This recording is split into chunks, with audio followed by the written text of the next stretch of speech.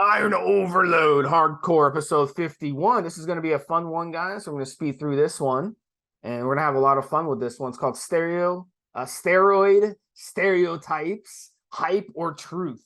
So this is a really good one. Mobster and I, we talked about this one on the pre-show.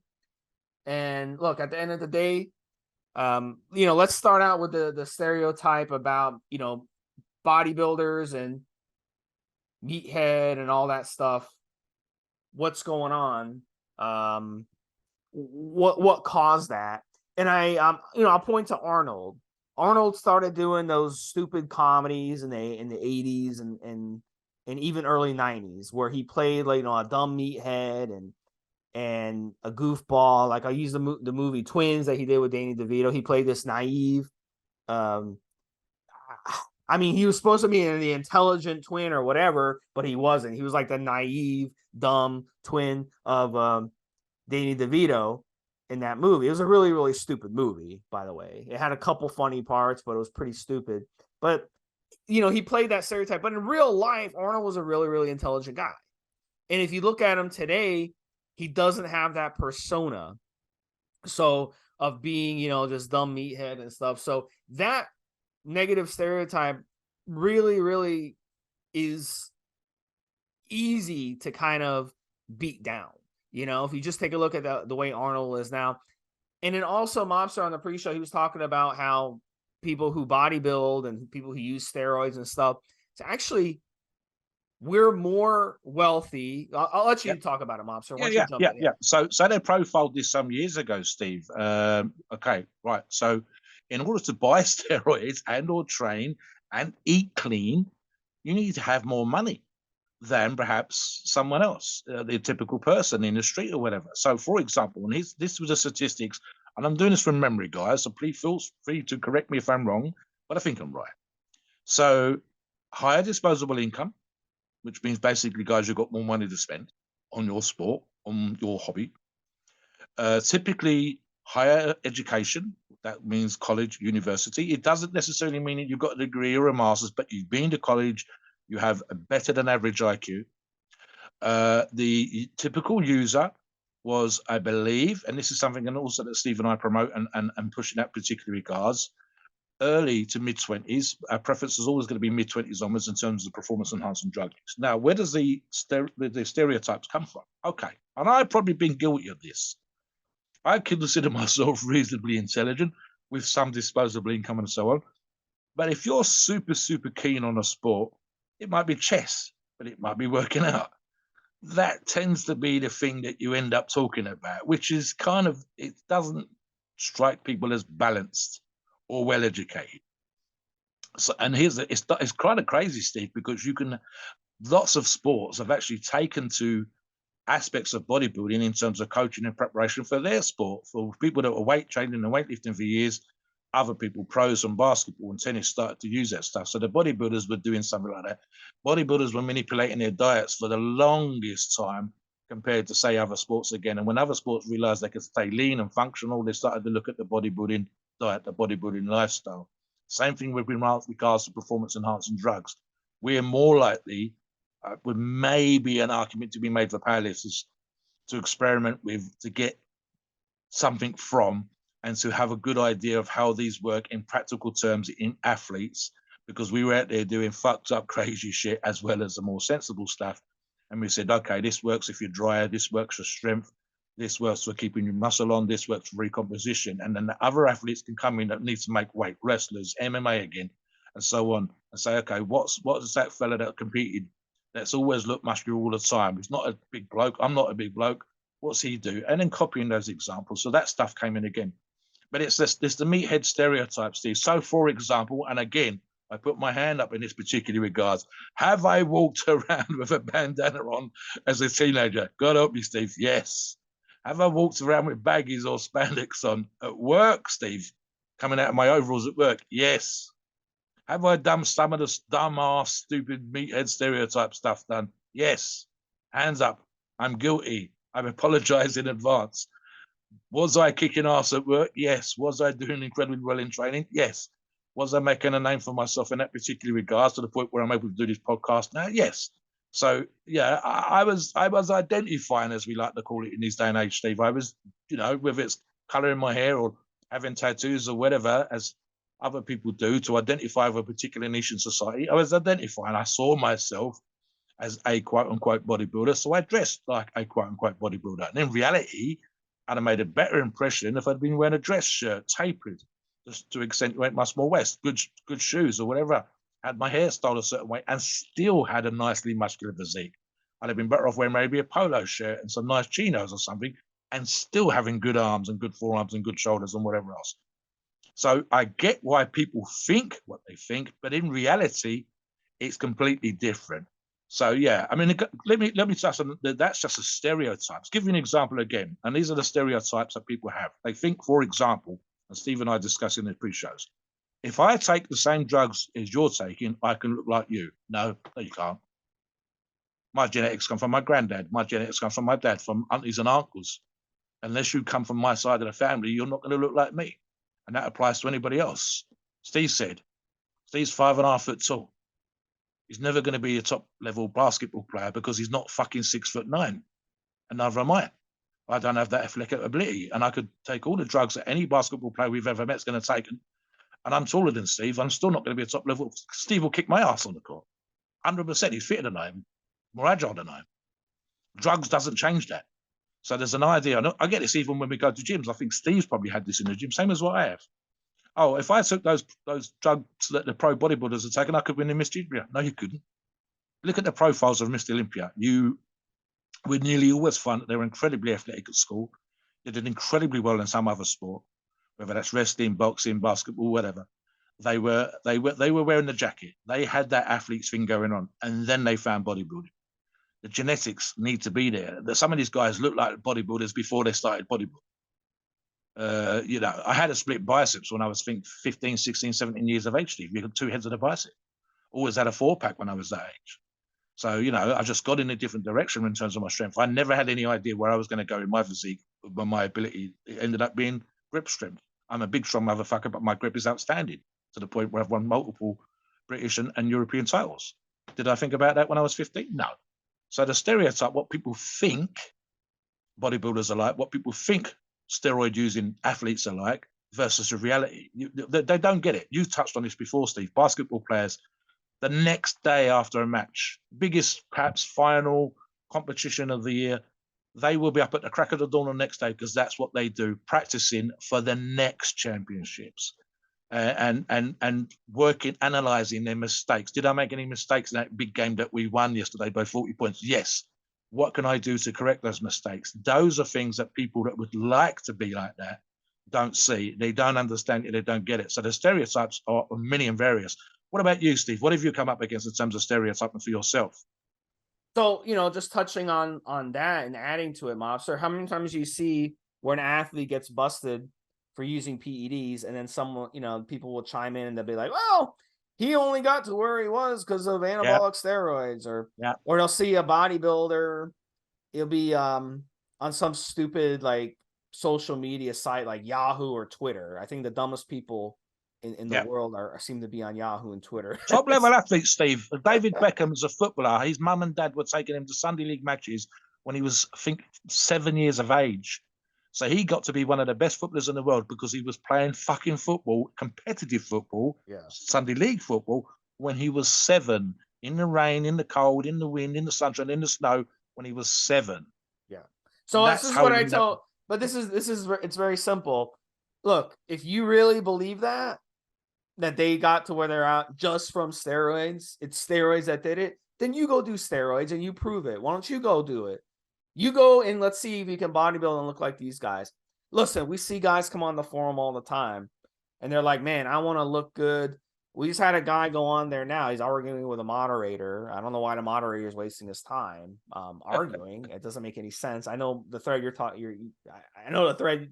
The thread, Mobster. But look, you're wasting your time. Look, people are going to believe what they want to believe. But look, at the end of the day, you want to go use steroids because you think that you're going to look a certain way, or you're going to act a certain way, or you're going to get women, or any of this stuff. You believe in all this Oh, that crap. one. I've just realized the one you mean, Steve. Well, I mean, look, if you think that, then go do Yeah, it. yeah. Prove it. Let's see it. Go do it. Let's see. Let's see you get all Let the me quote women, on and that let's one. see change Let me your. quote on that one. Well, you've actually done podcasts in the past when you and one of our other reps and moderators was doing advice for listeners, and I know this, right? So you imagine this is one of those stereotypes again. If I be big and muscular, and this is exactly the example we're thinking of, I'm going to be more popular with women. No, what you might be, because you're bigger and muscular, is more confident.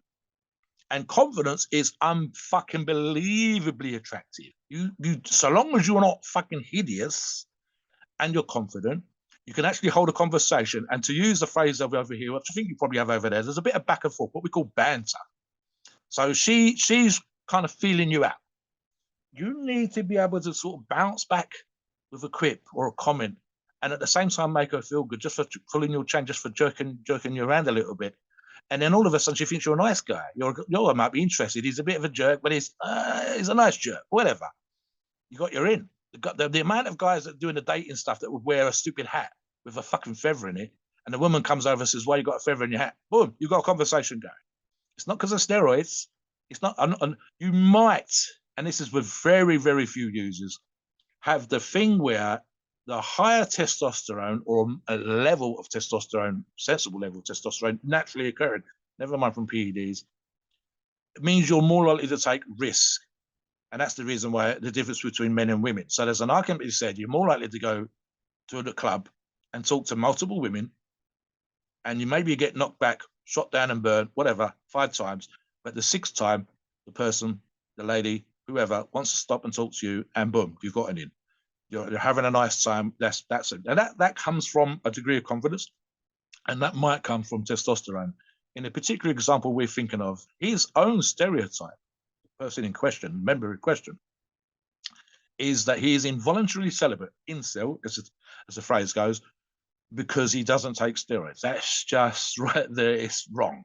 So, you don't become more handsome or more attractive, and you don't inherently, if you can't hold a conversation before, you're not suddenly become eloquent and well-read and able to have that back and forth because you took a steroid. So that's rubbish. And another example, this is a lie or a truth.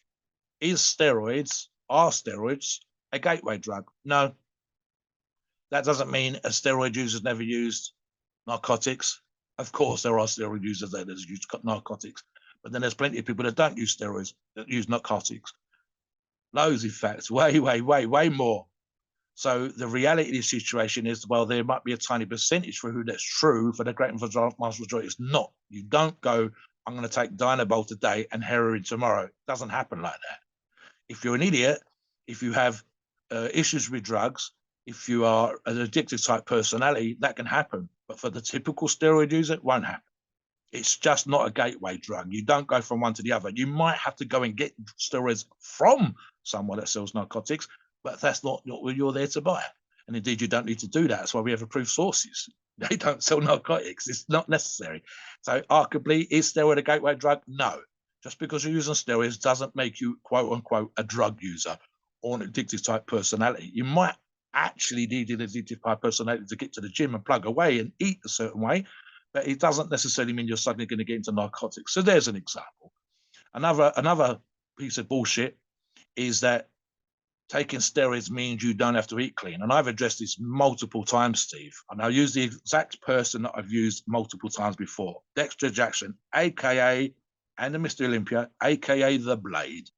Called The Blade because there was almost, I'm probably going to say never really appeared on stage out of condition.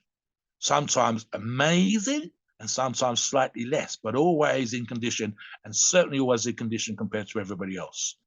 And he said this: what makes you think with my genetics, if I could do if it fits your macros, which means basically eat any old crap so long as the protein, the carbs and the fat ratios are right, I wouldn't do that. Why do I, aka The Blade, with the reputation for being ripped, eat clean? Because I fucking need to, and because I want to win the Mr. Olympia. So you've got guys out there with amazing genetics that use steroids, and it doesn't mean that they don't have to eat clean. They want the same edge, the same advantage as the next guy, the one they want to beat. And if he eats clean and he's got great genetics and he's using drugs, then they need to eat clean. There's too many, especially younger listeners again, but especially younger gym users that think you can get away with eating shit and having a beer at the weekend if you're using steroids. They might have a small amount of genetic advantage, especially when they're younger, Steve, to stay lean, but it will change as they get older. And they suddenly realize that you do need to diet, you do need to clean, you do need to cut those beers out of the weekend. So there's another one that's a lie. Any more that you've got there, Steve? One of the stereotypes is that, you know, bodybuilders, they're these basically brainless guys who abuse animals and hate animals, and they're tough and they don't love and they don't have any type of heart or any of this stuff. Like Mobster and I, we're big animal supporters. We rescue cats. I mean, Mobster has like 10 different cats. And, 4. Don't make me like some cat man I've ever did, man. I've got 4 cats. If another one showed up at this door, he would take it in. I'll put it that way. I've been tempted. So, don't tempt me anymore. So, like right now in my neighborhood, I have a stray cat, and every evening, I don't care how tired I am from the gym. I don't care if I'm like throwing up after the gym, whatever. I walk down there every single evening with a plate of food to feed that stray cat. And I make sure it's okay. When it had like an injury, I took it to the vet, paid out of my pocket to give it some antibiotics, make sure it was okay. So listen, we love animals, Mobster and I. We're really big on animals, and we always are helping people. Neighbors need anything, we're helping people. One of our forum members who comes across in very much a stereotypical steroid using bodybuilder, who would be exactly like me and you, Steve, I believe, and you know who I'm talking about. I think he's got dogs. They might be working dogs, but he's definitely got dogs. And I think he would be exactly like us. If one of those dogs died, he would cry like a bitch. And I've done it. I'm not putting him down because I've done it.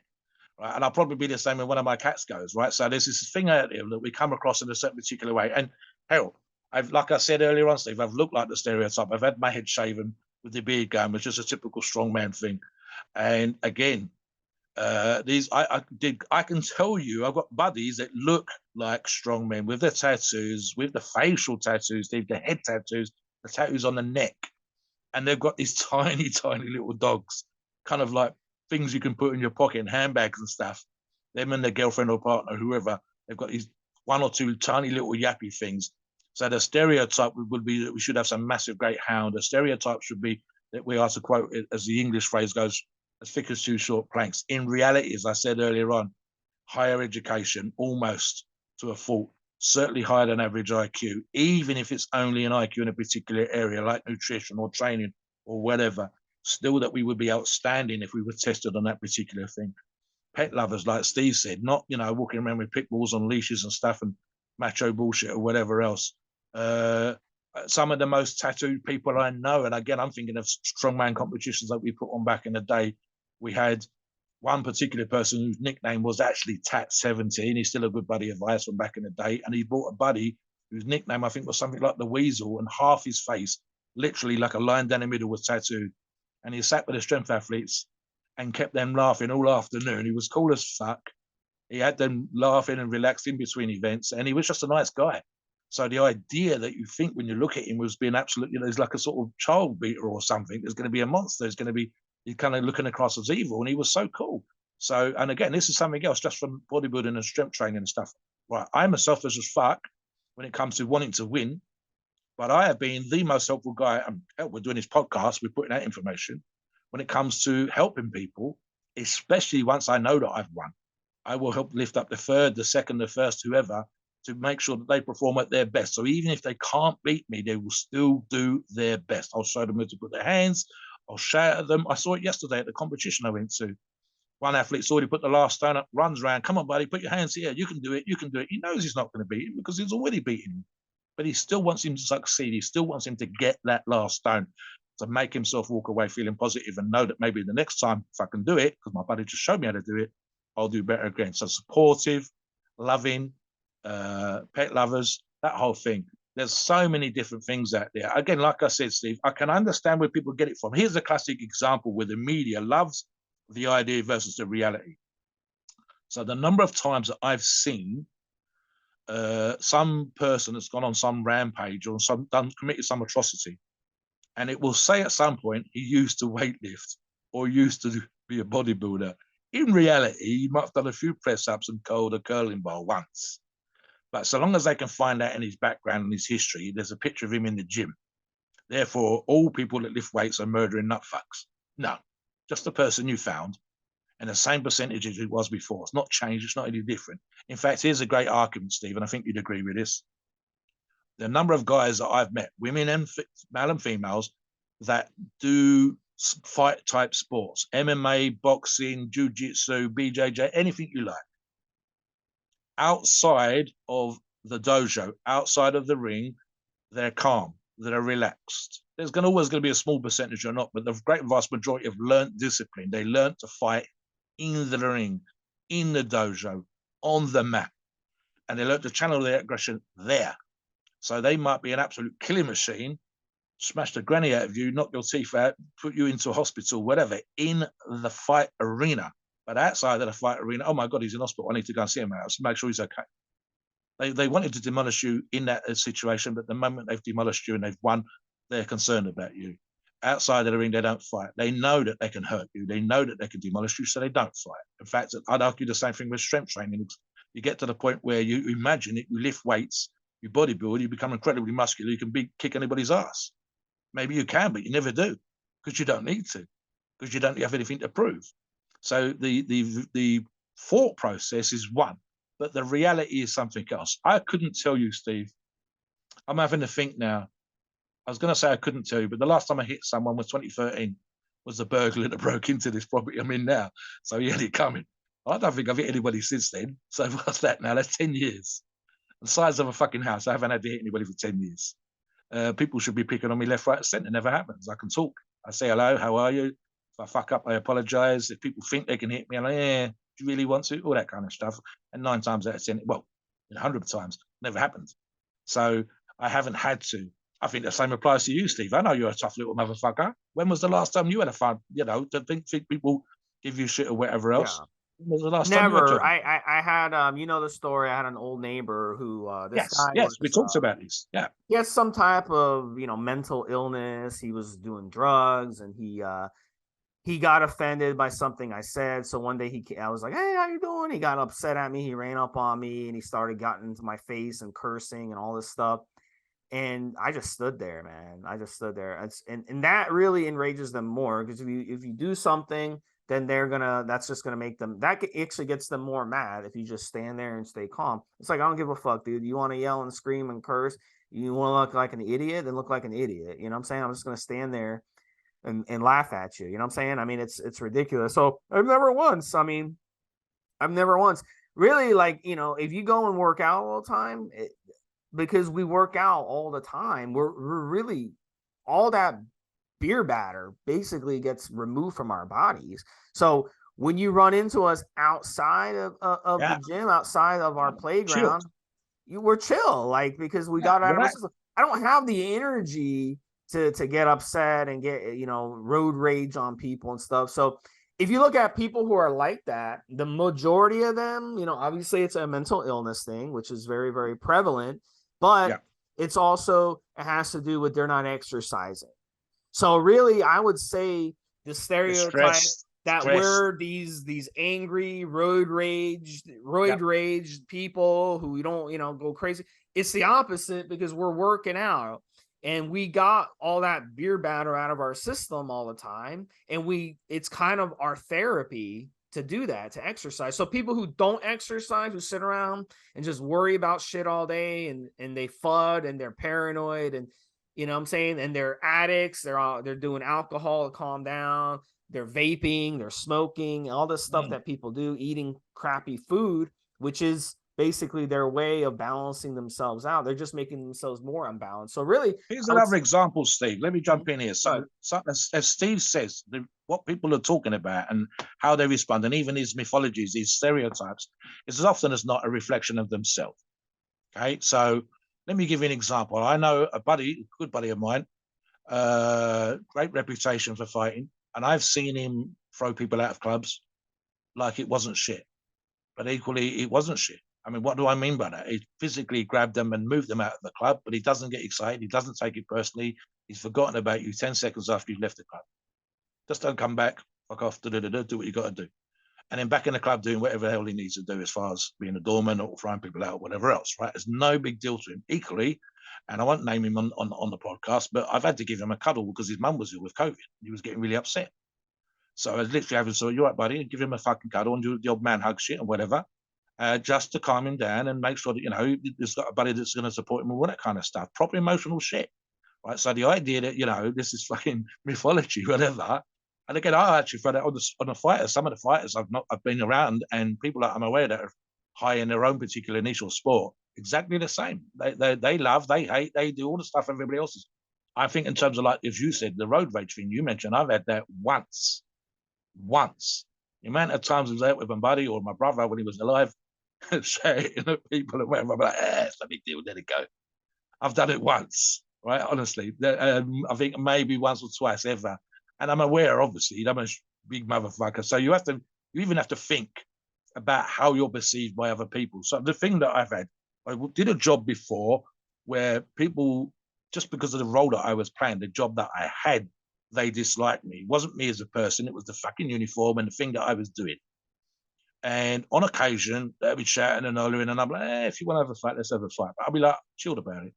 And they were like, what the fuck? He's ready to have a fight? Yeah, if you want. But I've only got 10 minutes, man. It's nearly tea time. I'll have a cup of tea in a minute.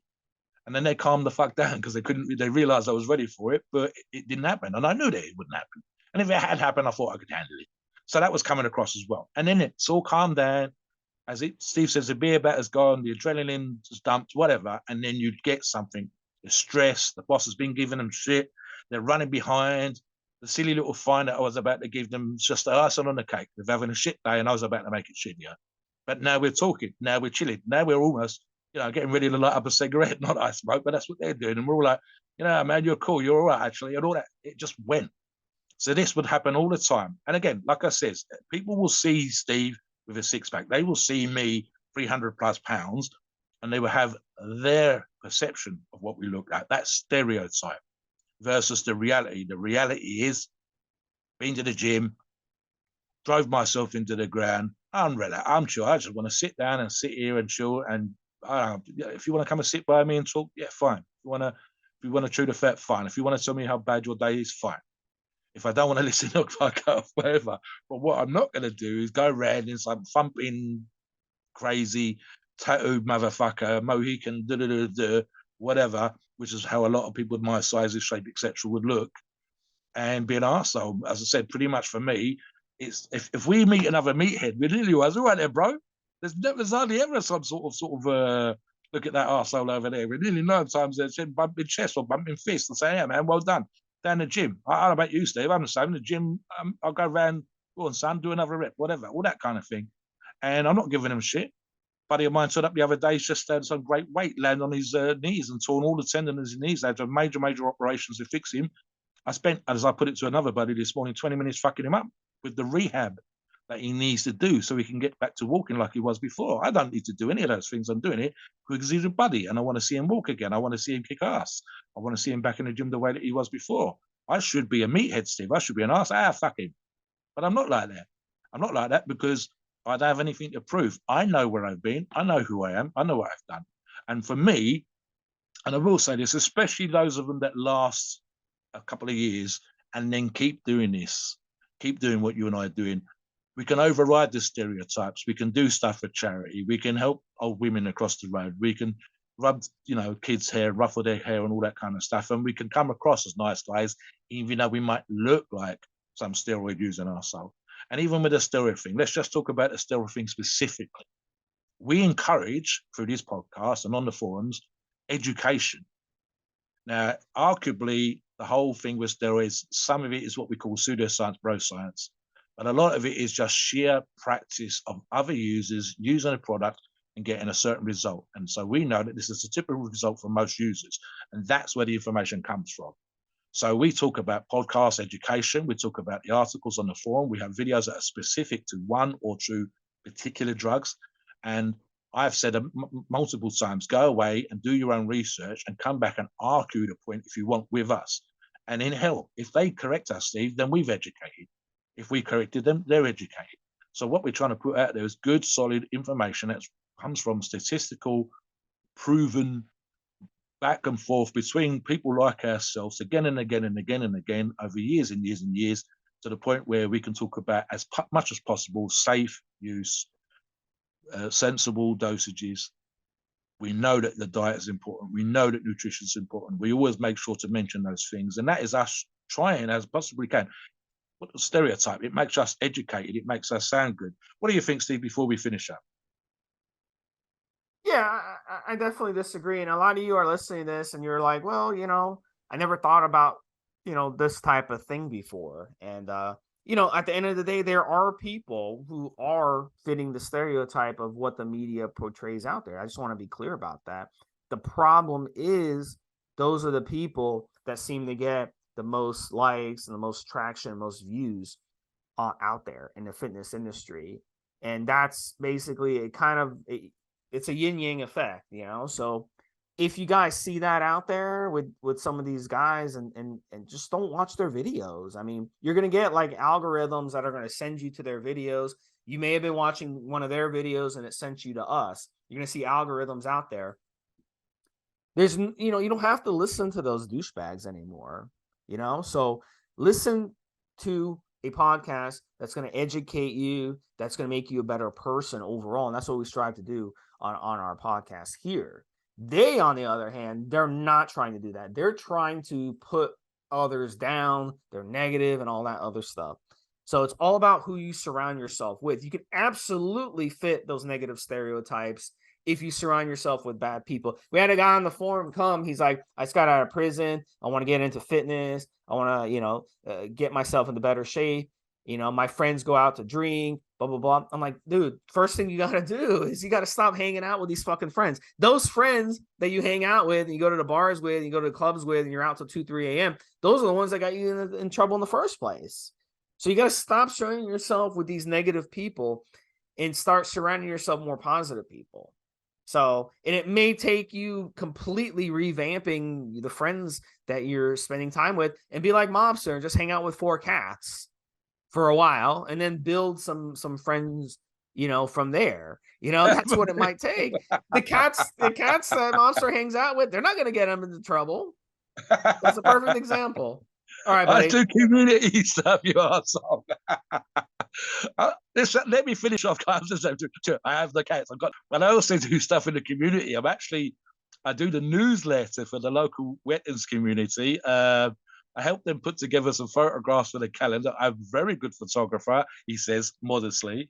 I do really nice photographs of the event yesterday and of the local nature stuff. There's multiple interests. I like walking and stuff like this. And this is the thing about being a well-rounded individual.